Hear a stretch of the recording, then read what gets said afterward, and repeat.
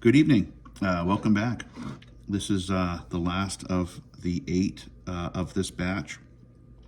My first batch, or my first ever attempt at doing guards, and I can see just barely where that pin is. There's a pin that goes through the blade and through the guard. Yeah, it's also in brass, obviously, that actually holds this in place. But I'm happy with my first go at these guards. I learned a lot about how to incorporate a spacer into the plan.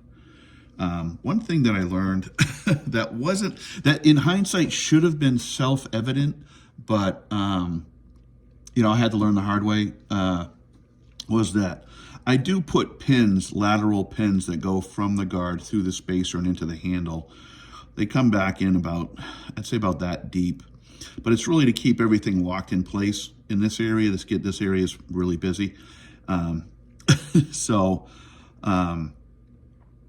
I learned was when you put the pins in, you want to make sure that the pins are riding along the path of the tang, because if they're below it or above it, you have a pretty good chance of grinding into the channel or the hole that you drilled for that pin as you're shaping the handle. If it's on the path of the tang, if you're grinding into the tang, you've made a serious, I made a serious I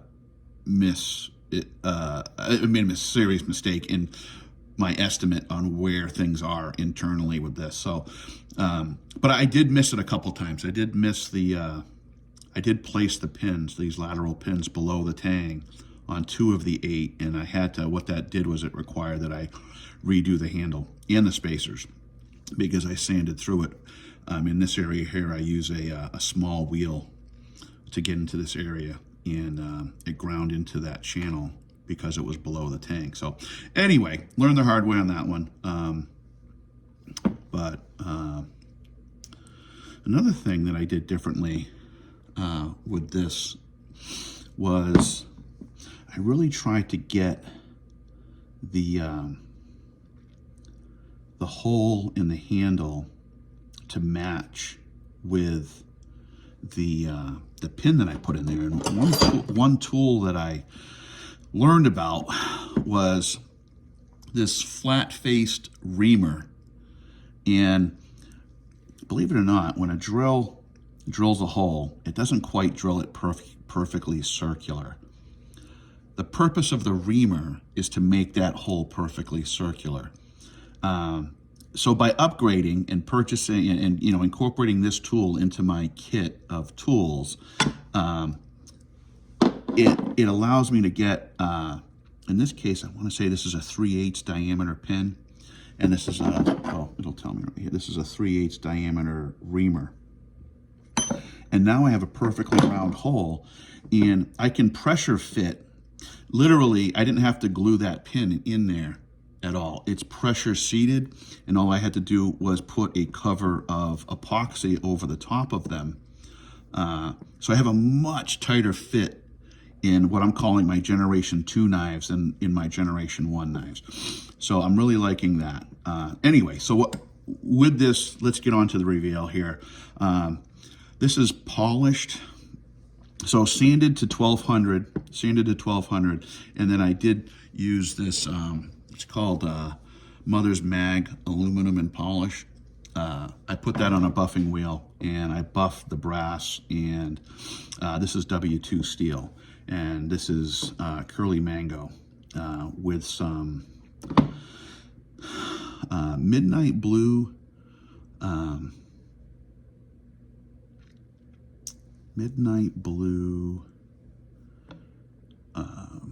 birch elder